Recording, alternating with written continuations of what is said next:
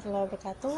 Kesempatan kali ini akan membuat video tutorial mengenai pengisian token listrik. Contohnya, nomor meterannya, kemudian buka aplikasi PayTren, kita buka, ini kita login.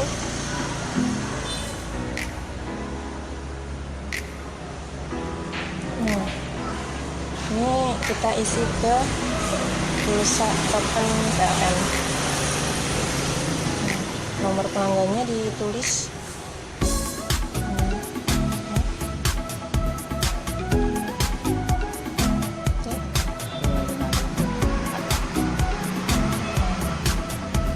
Kita isi berapa? 200.000. Nggak 500 kan ya? Nah, kemahalan. Sebulan. Ya, lanjutkan.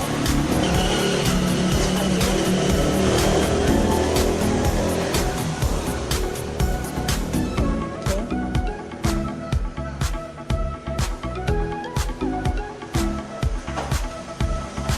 Sukses. Tinggal masukkan. Jika sudah ada, nanti akan ada transaksi yang dikirimkan di pesan, atau bisa juga kita buka di history transaksi seperti ini. Nah, ini ada juga. Oke.